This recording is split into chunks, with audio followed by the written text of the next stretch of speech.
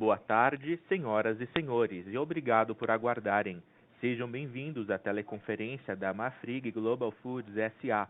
para a apresentação e discussão dos resultados referentes ao quarto trimestre de 2019.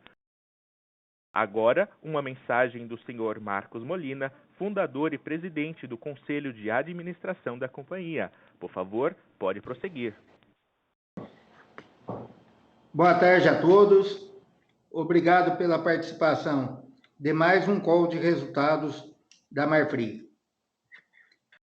Graças a uma série de movimentos compatíveis com nossa estratégia, conseguimos firmar nossa posição no mercado global de carne bovina.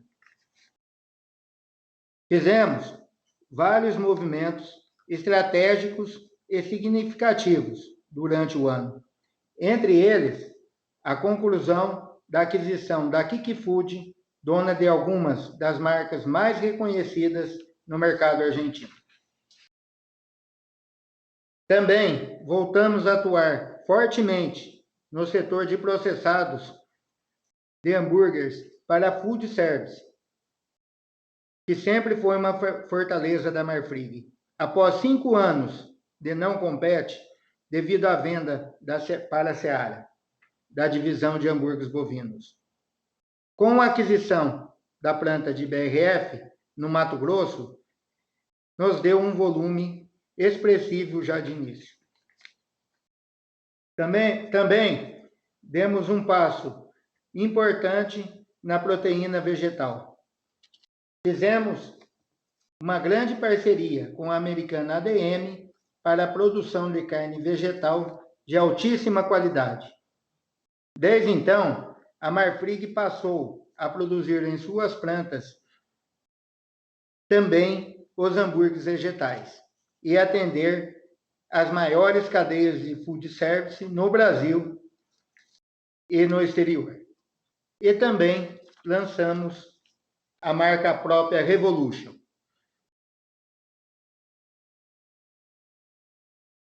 Em 2020, vamos dar mais independência a este negócio com a ADM, para ficar mais focado e não tirar o foco do bovino. E vamos avançar rapidamente em ser líder global nesse segmento, pois somos muito competitivos e temos um produto de excelente qualidade. Já na América do Norte, destacamos a aquisição de uma planta em Iowa e a ampliação do controle acionário da National Beef. Fizemos tudo isso sem nos afastar em momento nenhum de nosso compromisso com o crescimento sustentável e manutenção de estrutura de capital sólido e geração de caixa livre. Compromisso que, aliás, renovamos 2020 para o futuro, pois nesse setor a gente acreditamos em ter um endividamento baixo para gerar caixa e poder suportar as oscilações. Vocês também podem, o que vocês podem esperar da nova Marfrig para 2020? O que foi a Marfrig em 2019?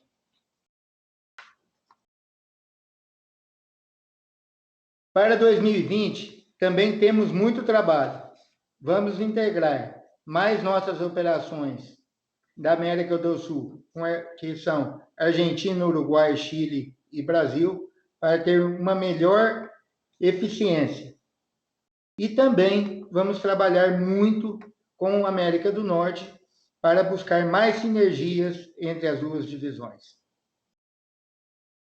Um outro ponto importante, que já temos 10% de nossa produção em produtos processados, que são de valor agregado, nós temos o desafio de aumentar esse percentual em produtos processados com base na carne bovina. A nossa expectativa para 2020, tanto para a América do Sul como para a América do Norte, é muito positiva. E podemos registrar nos próximos anos resultados significativos e históricos. Outro ponto importante, a carne bovina, após sofrer por anos com questões relacionadas à sanidade e custo, ela se adequou ao processo de rastreabilidade e às normas mais exigentes para todos os mercados. E consolidou como uma proteína de maior controle. E agora ela se apresenta como uma das proteínas mais seguras e comprovadamente uma excelente fonte de proteína e saúde, de acordo com artigos publicados recentemente na imprensa, principalmente no exterior. Ainda no Brasil, temos um grande desafio na carne bovina em escala na área da Grande Amazônia. Eu, pessoalmente, tenho empenhado grande parte do meu tempo para a produção de carne sustentável. E, na minha visão, temos uma grande oportunidade nessa área, pois a comunicação de nossos ativos ambientais é um grande potencial para nós, para o setor, inclusive com a geração de crédito de carbono. Para o Brasil, podemos ter um boi a pasto e preservar a floresta amazônica. Nosso dever é ajudar o Brasil em melhor se comunicar e ser referência e líder do setor nessa área Marfrig. Diante desse ano que tivemos todas essas conquistas e temos certeza que estamos com a proteína certa e num ótimo momento. Gostaria muito de agradecer todos os nossos 30 mil colaboradores e toda a diretoria executiva pelo grande trabalho feito em 2019. Agradeço também a todos os nossos clientes, aos nossos fornecedores e investidores. Em especial também ao nosso acionista pela parceria e confiança na nossa gestão. Seguiremos firmemente em fazer o melhor para manter sempre a Marfrig à frente e ser referência no setor de proteína bovina. Temos muito ainda para fazer e contamos com a ajuda e apoio de todos vocês. Muito obrigado e passo a palavra a Eduardo Miron.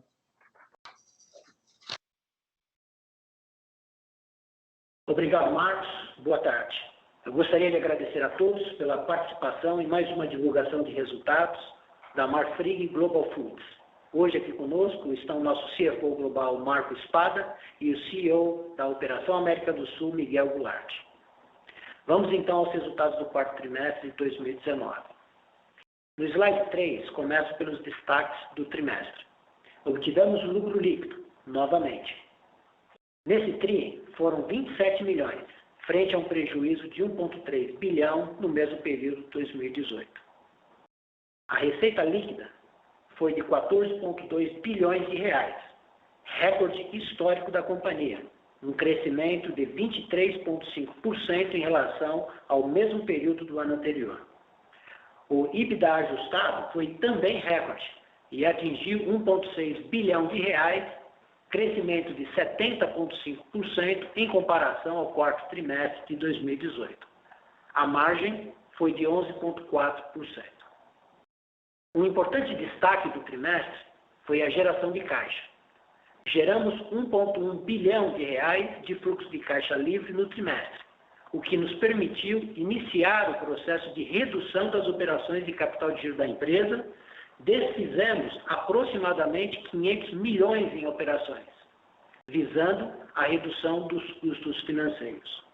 No lado operacional, vale destacar as novas habilitações de plantas no Brasil para exportação para a China, que adicionaram significativa capacidade de exportação para este país, em adição aos outros países para os quais a Marfrig já exporta. Isso nos traz uma importante vantagem competitiva. Outro ponto de destaque foi o lançamento da nossa marca de hambúrguer vegetal, o Revolution Burger, que já nasce como um cliente importante, o Outback Steakhouse, que lançou seu hambúrguer vegano com o selo Revolution. Em breve, a marca também estará à venda em supermercados para o consumidor final. Pelo lado da estrutura de capital, duas importantes operações marcaram o trimestre. O aumento de 30,73% na participação da National Beef, com a aquisição da participação da Jefferies, atingindo 81,73% de participação total e consolidando, de vez, nossa presença no importante mercado norte-americano. E também a oferta pública primária de ações, onde levantamos 900 milhões de reais para o caixa da empresa, a qual foi seguida por uma oferta secundária, onde o BNDES se desfez de sua posição na companhia, vendendo sua totalidade de ações. Com isso, tivemos um aumento significativo da base de investidores e também do volume negociado em bolsa, com um aumento na ordem de 150% no floating da empresa. Essas duas operações permitem à Marfrig um maior acesso e flexibilidade junto ao mercado de dívida norte-americano, com taxas de juros menores via National Beef. Um aumento no fluxo de dividendos para a Marfrig, o que permitirá uma redução do seu endividamento de maneira mais rápida. E também elimina o ruído sobre a ação da companhia, tanto na questão da put por parte dos minoritários da National Beef, quanto sobre a iminente venda da participação do BNDES. Passo agora a palavra ao Spada para dar seguimento à apresentação com um pouco mais de detalhes sobre as operações. Obrigado, Miron. Nos próximos slides, comentarei os destaques das operações, passando agora para a página 5, Operação América do Norte. Para facilitar a visualização das variações, os valores aqui reportados estão em dólares e também consideram o resultado pro forma no quarto trimestre de 2018, incluindo aí a planta de hambúrguer de Ohio e também Iowa Premium, para efeito comparativo.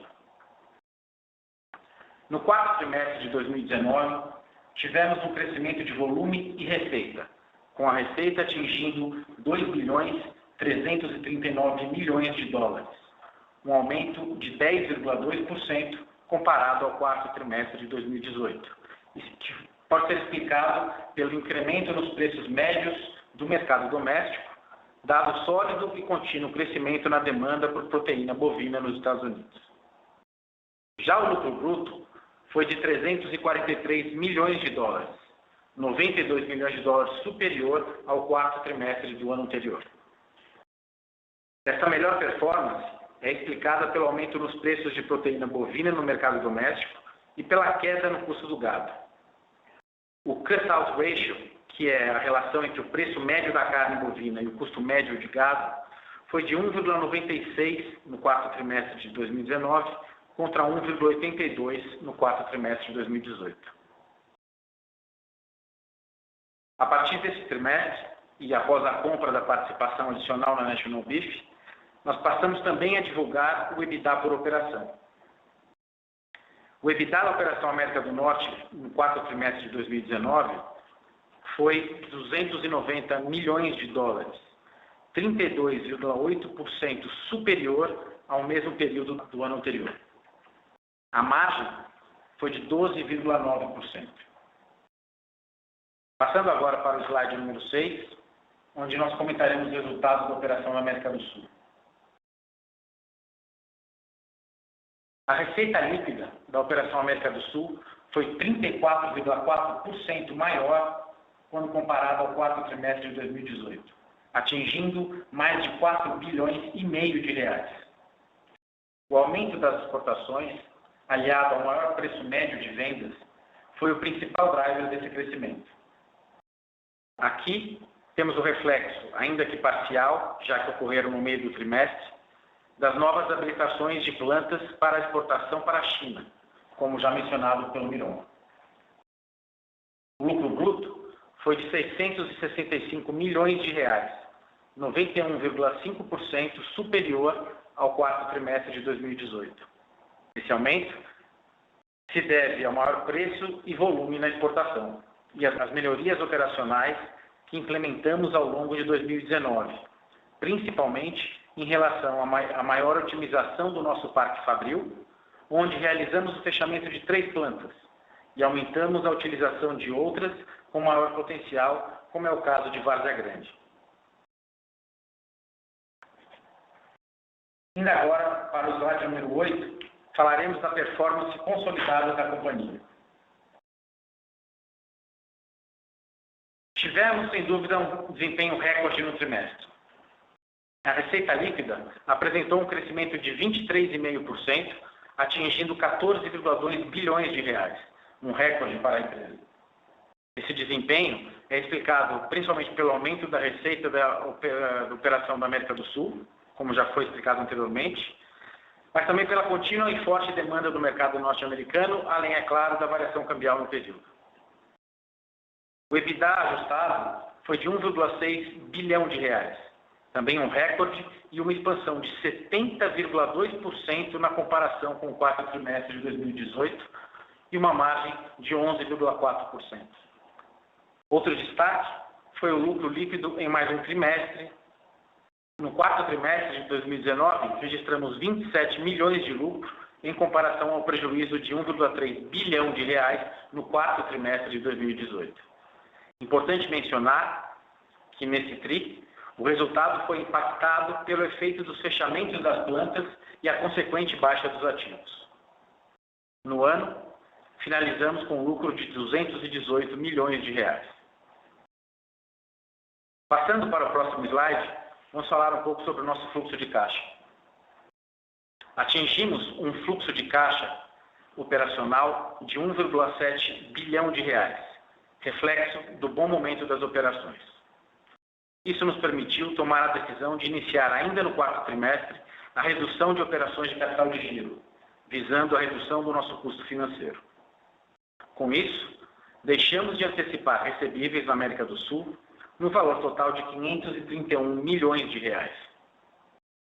Aqui na apresentação, fazemos esse ajuste, mostrando a situação antes dessa decisão, mostrando que a operação em si gerou 1,1 bilhão de reais de fluxo de caixa livre no trimestre, contribuindo então para o atingimento da meta do ano.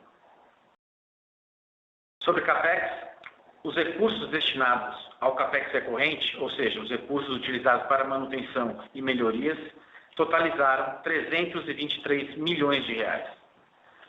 Esse maior valor no quarto trimestre vem do aproveitamento de condições climáticas nos Estados Unidos, onde a National Beef aproveitou para efetuar manutenção e melhorias na estação de tratamento e reuso de água. E também devido à adequação do volume de abate de Várzea Grande, conforme mencionei anteriormente. A despesa de juros sobre a dívida totalizou 301 milhões de reais, impactada neste trimestre pelo custo adicional proveniente do empréstimo Ponte para aquisição de participação na National Beef, e também pela maior taxa de câmbio, que impacta diretamente os juros em dólar da nossa dívida. Desta forma, a geração de fluxo de caixa livre antes de atividades de M&A, pagamento de dividendos e também antes desta decisão de reversão das operações de capital de giro foi de 1,1 bilhão de reais. Passando agora para o próximo slide, vamos comentar sobre a dívida e a alavancagem da companhia.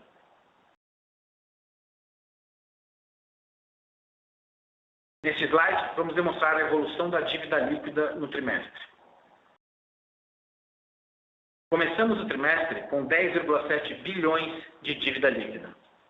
O fluxo de caixa livre gerado no trimestre, de 1,1 bilhão de reais, e que apresentamos no slide anterior, foi utilizado na liquidação das operações de capital de giro já mencionadas, de 531 milhões de reais.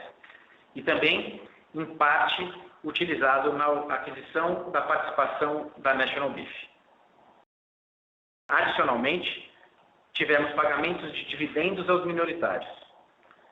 Neste pagamento está incluído o que já era de direito da Jefferies, referente ao período onde eles ainda possuíam participação na National Beef. Também dividendos para os demais minoritários, referente ao quarto trimestre de 2019. E, por fim, uma antecipação dos dividendos discricionários, ou excess cash, que seriam distribuídos no início de 2020. Esses pagamentos foram parcialmente compensados pelos recursos oriundos da oferta primária de ações. Com esses movimentos, a dívida líquida da companhia terminou o ano em 13,3 bilhões de reais e representa uma alavancagem de 2,77 vezes, muito próximo da nossa expectativa de quando fechamos a operação. Olhando a dívida em dólares, o que faz sentido, uma vez que 98% da nossa dívida está em outras moedas que não real, bem como 90% da nossa receita, a dívida líquida ao fim do quarto trimestre ficou em 3,3 bilhões de dólares e a alavancagem 2,74 vezes. Gostaria de aproveitar e falar um pouco sobre o guidance que apresentamos no ano passado. Com a oferta primária de ações, tivemos que cancelar oficialmente o guidance. Porém, de maneira gerencial, mantivemos acompanhamento e gostaria de dividir com vocês que superamos a banda superior do nosso guidance de receita, que era de 47 a 49 bilhões de reais, atingindo 49,9 bilhões de receita líquida no ano de 2019. Da mesma forma, superamos o teto da banda proposta para a margem EBITDA, que era de 8,7% a 9,5%, fechando o ano com uma margem de 9,6%. E, por fim, também atingimos a meta de fluxo de caixa livre, finalizando o ano com uma geração de 1,3 bilhão de reais de fluxo de caixa livre no período. Volto agora a palavra ao Miron para suas considerações finais. Obrigado, Spada. Passando para o próximo slide, vamos comentar sobre a nossa perspectiva para o ano de 2020. Nosso foco de criação de valor está baseado em 3 grandes frentes de atuação. Processamento de carne, que responde por cerca de 90% do nosso negócio, industrializados, que responde por aproximadamente 10%, e a terceira frente é o que lançamos no ano de 2019, que é a linha de proteína vegetal. Olhando para a nossa principal frente, processamento de carne bovina, nossa expectativa para o ano de 2020, no mercado norte-americano, além de termos um ano de eleições, que deve manter a economia aquecida, os fundamentos do negócio não mudaram, onde não há a expansão da produção e, por outro lado, há farta oferta de matéria-prima. Na América do Sul, temos a convicção de que os fundamentos para a exportação para a China permanecem inalterados. A região continuará tendo um papel importante no mercado internacional, onde a demanda continua alta. Apostamos na melhora contínua do nosso mercado doméstico, especialmente no Brasil. Aliado a isso, nosso trabalho de busca de melhoria operacional, fazendo nossa operação na América do Sul cada vez mais eficiente e produtiva, inclusive com revisão de estruturas internas, continuará. E o que foi feito durante o ano de 2019 deverá ser aproveitado 100% no ano de 2020. Na parte de industrializados, seguimos aumentando nossa produção. Por exemplo, divulgamos no fim do ano passado investimentos na planta de produção para aumentar a nossa capacidade nessa frente. E por fim, em produtos de proteína à base vegetal, vamos evoluir ainda mais na parceria com a ADM. E devemos lançar novos produtos esse ano, como por exemplo, quibes, almôndegas e carne moída. Nossa prioridade de redução de custo financeiro da empresa continua, e agora num ambiente ainda mais positivo de execução. Enfim, o ano de 2019 foi, com certeza, extraordinário para a Marfrig. Todos que, de alguma forma, participaram dessa jornada deveriam se sentir orgulhosos com o resultado. Há ainda muito a ser feito, mas entendo que a decisão de uma estrutura de operações independentes e com foco foi fundamental para esse sucesso. Logicamente, devemos considerar que o momento da indústria ajudou e foi importante para o resultado alcançado. Economias em crescimento e mudança de hábitos foram fatores importantes. Nossa agilidade, fruto da simplicidade aplicada à gestão, fez a diferença. Parabéns a todos. Encerro aqui a nossa apresentação e passamos agora para a sessão de perguntas e respostas. Bom, agora que nós finalizamos, e até no intuito de ser bastante eficiente nesse call de resultados, e já antecipando um tópico super importante, que é o do coronavírus e a situação da China, temos aqui o Miguel Gularte, CEO da Operação América do Sul, e ele vai dar uma visão geral de onde estamos. Por favor, Miguel. Obrigado, Miron. Boa tarde a todos. Tentando fazer um cenário realista da situação na China hoje, dentro desse marco da febre suína e do coronavírus, eu queria separar os eventos que nós estamos vivendo desde dezembro, janeiro e fevereiro, em eventos que são únicos e especiais e alguns outros que são recorrentes. Dentro dos eventos únicos que a gente viveu no fim de dezembro de 2019 e agora no início de 2020, nós temos uma habilitação massiva de plantas, não só no Brasil, mas também na Argentina. Isso aí aumentou, frente a essa necessidade da China de importar pela febre suína, a oferta de proteína bovina. Nós vamos fechar o ano de 2019 vendo um aumento de importações chinesas na ordem de 60%, extremamente significante. Novas plantas trabalhando, novas plantas exportando. Isso levou a um aumento do preço de venda à China durante o mês de novembro e dezembro, e também um mercado interno bastante enxuto no Brasil, também fazendo que o preço da carne no Brasil aumentasse. Tudo isso se encontrou com um evento que acontece todos os anos, que é o Ano Novo Chinês. Esse Ano Novo Chinês sempre provoca uma diminuição, que é uma diminuição normal, das importações e dos movimentos comerciais. Só que esse ano havia um evento único e diferente, é que, frente a uma maior importação, uma maior oferta, preços mais elevados, apareceu o coronavírus.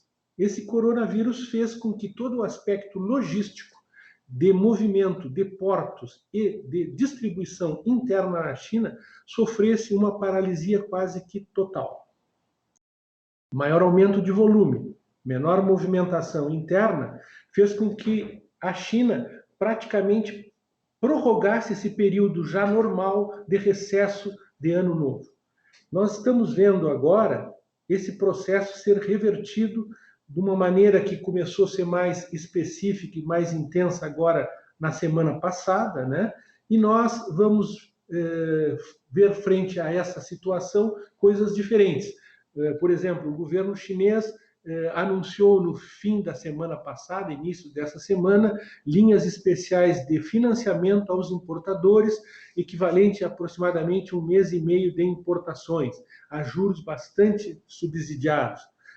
Nós começamos a ver dessa forma novas tentativas do governo chinês de retomar a economia, os negócios, os portos voltaram a operar. Nós tivemos conversa essa semana com vários operadores logísticos chineses e empresas de navegação. Essas empresas confirmam a volta do movimento de descarga de containers, de movimentação de containers na China, e tudo passa a voltar à normalidade. O importante é ressaltar que os princípios fundamentais da negociação com a China eles seguem existindo. Segue havendo uma necessidade de proteína importada e segue sendo a América do Sul o melhor lugar para suprir essa demanda de proteína.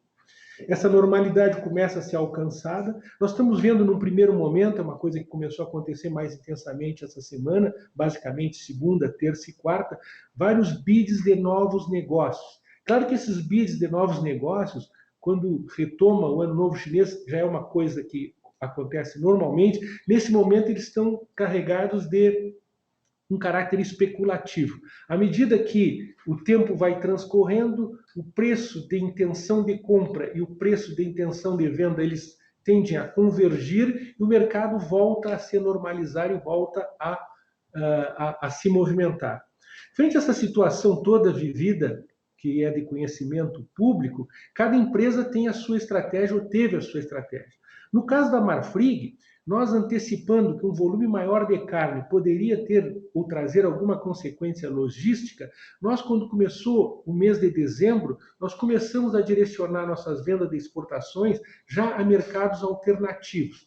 Dessa forma, nós conseguimos duas coisas: aproveitar que esses mercados alternativos haviam apresentado melhores preços de compra e, ao mesmo tempo, conseguimos alongar nossa carteira de exportação para a China. Hoje a Marfrig tem uma carteira de exportação para a China que já adentra o mês de março. Então, nós não estamos preocupados agora com essa retomada, onde os preços são ainda inferiores aos preços praticados, porque nós estamos simplesmente, por consenso mútuo entre nós e os nossos clientes, prorrogando as nossas entregas para o mês de março. Nós entendemos que esse processo de volta da normalidade, embora difícil de prever qual intensidade vai ter, porque em termos de China nós sempre temos surpresas, por sorte essas surpresas sempre são positivas, nós esperamos que isso aconteça agora nos próximos 40 ou 35 dias, né? É importante dizer que nós nos preparamos para isso. A Marfrig enxugou seus estoques no mês de dezembro, a Marfrig se reposicionou no mercado interno em dezembro, a Marfrig buscou clientes alternativos não só em dezembro, mas também nós começamos e intensificamos esse processo durante o mês de janeiro, e nós estamos confiantes no ano de 2020, onde nós vamos seguir praticando todo aquele processo de melhora contínua, não só na área industrial, comercial, administrativa, inovando e vendendo produtos e produzindo com qualidade. Eu tenho certeza que nós estamos no lugar certo, né? A América do Sul vai seguir sendo competitiva, o Brasil vai seguir sendo competitivo. Nós temos na Marfrig a obsessão para buscar sempre um processo de melhora contínua. Nós sempre pensamos que podemos fazer melhor e trabalhamos para isso. Muito obrigado, Mirão. Nós estamos à disposição para o Q&A junto com vocês. Obrigado, Miguel. Agora vamos abrir aí para as perguntas. Obrigado. Senhoras e senhores, iniciaremos agora a sessão de perguntas e respostas. Para fazer uma pergunta, por favor, digitem *1. Para retirar a pergunta da lista, digitem *2. A primeira da fila é Isabela Simonato, do Bank of America. Por favor, pode prosseguir. Bom dia a todos, bom dia Marcos, Miron, Espada. Tem algumas perguntas, a primeira delas nos Estados Unidos. Nesse primeiro TRI a gente viu uma compressão importante dos spreads, principalmente no começo de janeiro. E dado a proximidade de vocês com a Tyson lá nos Estados Unidos, né, eu queria entender como que vocês estão vendo o comportamento das margens nesse início de ano e se a gente já pode contar com uma recuperação ao longo do primeiro TRI. A segunda pergunta é em relação à Marfrig como um todo, né? A gente está vendo de fato uma situação de balanço muito mais saudável e uma expectativa de talvez uma geração de lucro mais consistente. Qual que é a cabeça de vocês para pagamento de dividendo, né? Ou se a gente pode simplesmente contar com pagamento de dividendo obrigatório, se tem algum estudo sobre alguma coisa mais alta do que isso. E por fim, em relação às iniciativas de eficiência e de otimização de footprint, tem mais coisa um pouco mais tangível para vir? Ou como que a gente pode pensar nisso em termos de ganhos de margem, principalmente para a América do Sul, daqui para frente? Obrigada. Obrigado, Isabela, Miron. Começando pela questão do spread na parte da nossa operação da América do Norte, depende a comparação que você está fazendo. Quando você compara com o quarto trimestre, obviamente que você tem a questão da sazonalidade, as margens elas caem, isso é natural. Quando você compara trimestre contra trimestre, o ano passado, as margens elas estão até melhores, levando em consideração, né, tem um caveat aqui, que como você se lembra, no primeiro trimestre do ano passado, nós tivemos uma situação de inverno um pouco mais rigoroso na parte dos Estados Unidos. Então, do nosso lado, não temos nenhuma preocupação, ou não existe nada diferente com relação aos spreads nos Estados Unidos. Com relação à segunda pergunta, referente a pagamento de dividendos. Esse assunto nós já endereçamos algumas vezes. Nós temos a limitação do pagamento, que é a questão do prejuízo acumulado. Então, uma vez que a gente primeiro vamos ter que endereçar o prejuízo acumulado e aí, então, fazer o pagamento de dividendos. Não vemos isso acontecendo no ano de 2020.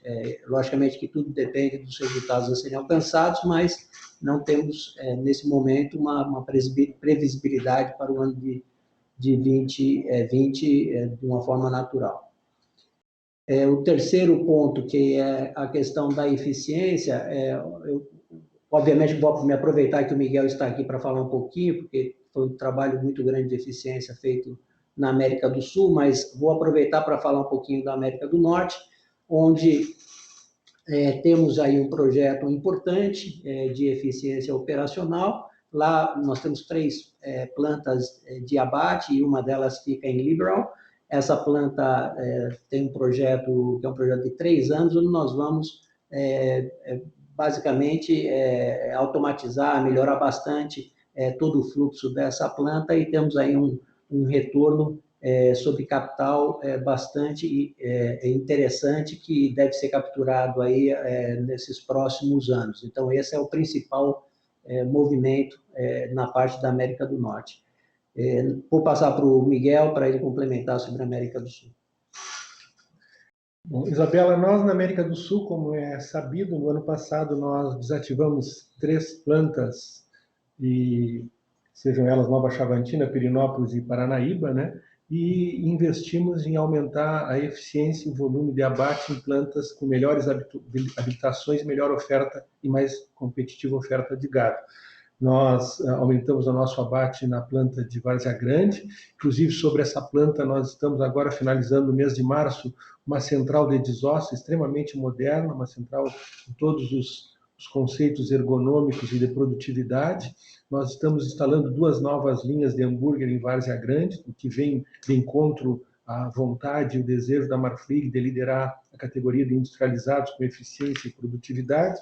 E nós seguimos investindo na simplificação de processo e qualificação de pessoas, né? Nosso setor é um setor de mão de obra intensiva e sempre a gente tem que estar preocupado e focado em melhorar os processos e as pessoas no dia a dia. Nós também estamos fazendo um processo similar na Argentina e no Uruguai, né? E sempre trabalhando também em conjunto com a National Beef, num plano de um mapa de oportunidades, onde nós podemos copiar e utilizar o benchmark interno, que é excelente, para melhorar e diminuir os custos da nossa operação na América do Sul e também na América do Norte.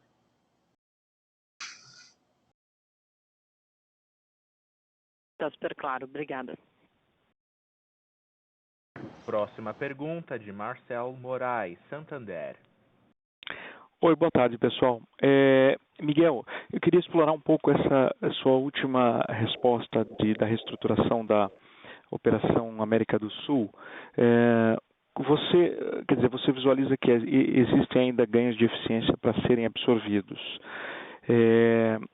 Se você fosse quantificar, você diria que o que a gente viu em 2019 foi a maior parte dos ganhos de eficiência da América do Sul, porque assim, o 4º trimestre ele mostra uma expansão significativa da margem EBITDA, né? Imagino que se a gente anualiza isso, 2020 seria um ano muito bom para a divisão América do Sul em termos de margem. Então, como que eu deveria enxergar isso quando eu olho para o resultado da Operação América do Sul? Quer dizer, o ganho que aparece em 2020 é maior, né? Assim, o spread, a variação na margem em 2020 é maior do que a gente viu em 2019 ou a maior parte disso já foi absorvida? Obrigado. Eu vou focar no aspecto produtivo e operacional e virou um complemento do ponto de vista econômico. Do ponto de vista operacional, nós tivemos um ganho importante de rendimento, produtividade e diminuição do custo fixo.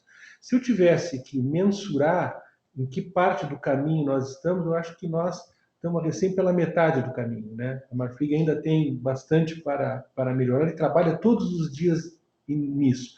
Nós sempre temos como prerrogativa manter a régua elevada. Dessa forma, a gente consegue trabalhar com processos e pessoas, simplificando esses processos.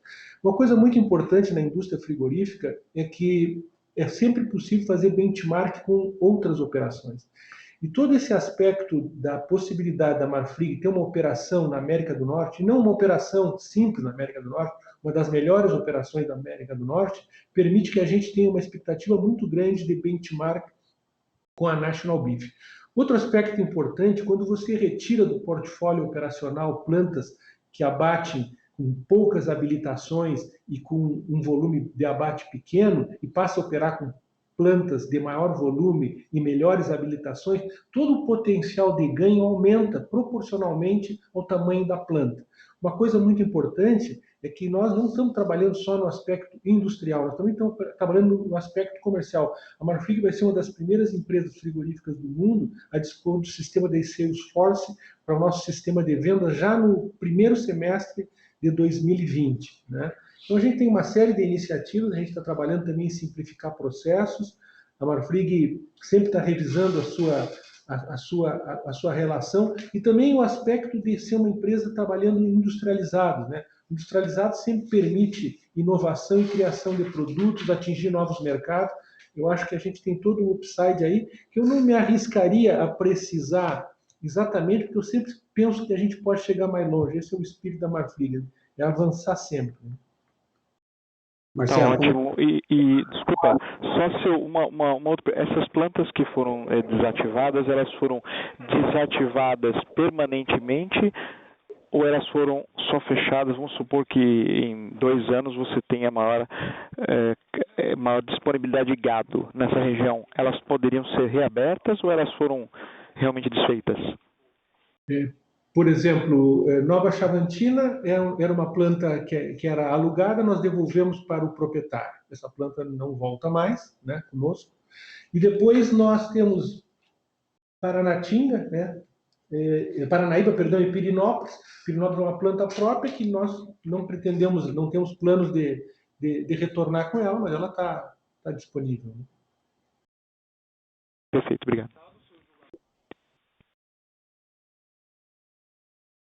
Próxima pergunta de João Soares, Citibank. Boa tarde, pessoal. Eu tenho 2 perguntas. A primeira é em relação a essa melhora de mix que a gente viu na América do Norte via Case Ready e-commerce.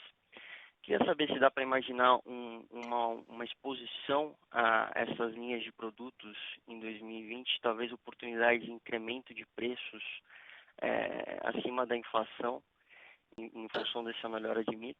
E a segunda, mais em linha com isso também, se vocês veem alguma oportunidade, talvez inorgânica, em ticket baixo, para aumentar, acelerar um pouco essa exposição, dado que você consegue ter tanto de melhora de preço quanto melhora de margem. Obrigado pela pergunta. Claramente, como eu mencionei dos investimentos na América do Norte, é o Mirão falando, onde nós temos uma questão de automação, parte disso tem a ver com o objetivo de ter mais produção de case ready, mais produção de menores porções e tudo isso daí, porque o mercado está se movendo um pouco nessa direção, a gente acha que precisa fazer um ajuste. Então, com certeza, vemos aí uma oportunidade e estamos trabalhando nessa direção. Falamos aí da participação de 10% da parte de processados e industrializados, que entram todos esses produtos que têm alguma agregação. Então, o objetivo nosso é sair desses 10% e, quiçá, duplicar esse tamanho em algum momento. Não estamos precisando de data, mas queremos ser agressivos nesse crescimento. A outra parte da parte do online, que é esse serviço do Kansas City Steak, que é um serviço online de carne de altíssima qualidade, essa é uma aposta, achamos que é o futuro, temos aí uma melhora de rentabilidade ano a ano, e também, né, na mesma linha da digitalização e de conveniência, achamos que isso pode ser, sim, um caminho, que pode, até como o Miguel falou, são coisas que a gente pode começar a dividir entre a América do Norte e a América do Sul. Então, esse é um exemplo de coisas que são feitas lá, mas ainda não chegaram aqui, mas que podem ser absolutamente exploradas. Perfeito, Miron. Obrigado e parabéns pelos resultados.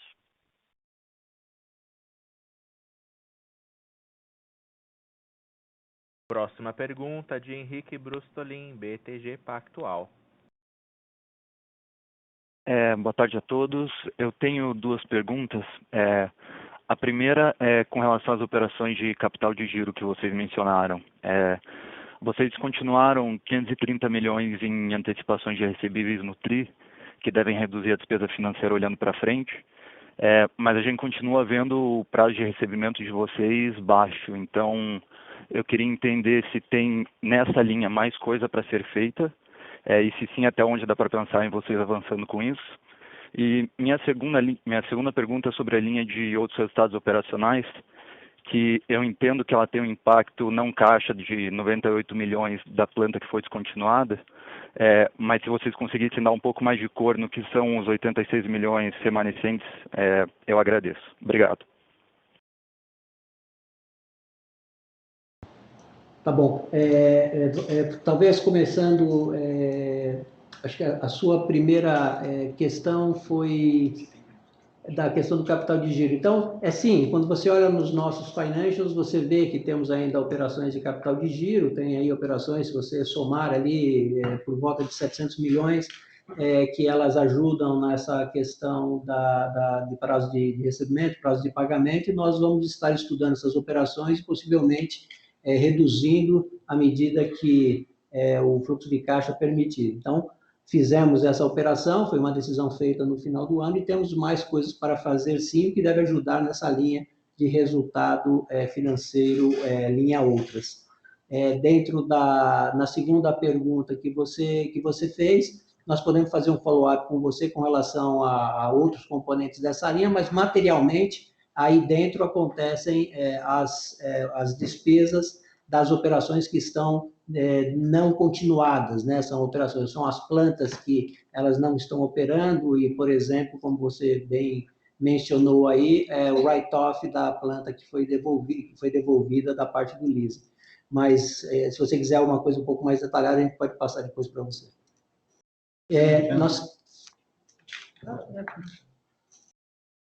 Tá ótimo, então. Muito obrigado.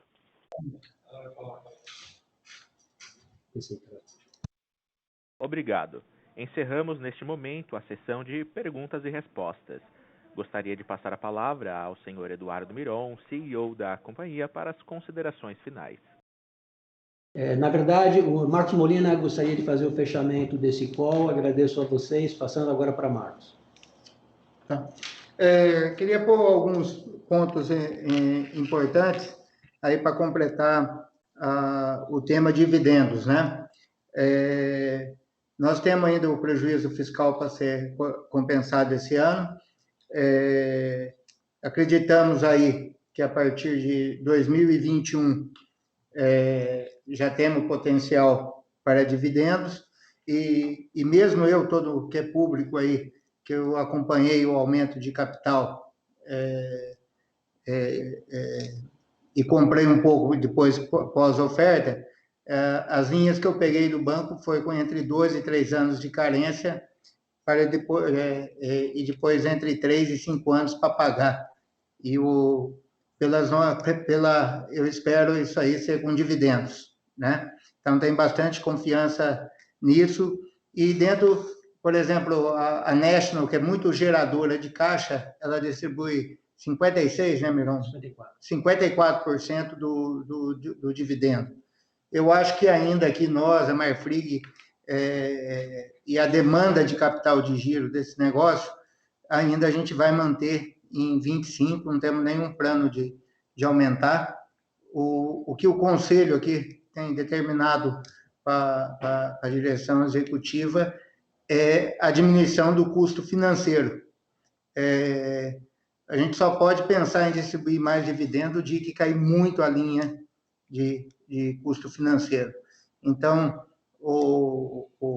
uma das coisas aqui, tem muita oportunidade, muito mais na América do Sul, de reduzir custo financeiro, comprar boi com menos prazo, ajudar o cliente dando um pouquinho mais de prazo, mas vendendo melhor. Então, é comprar mais barato e vender melhor. Isso aí que o Miguel tem um desafio e melhorar o EBITDA.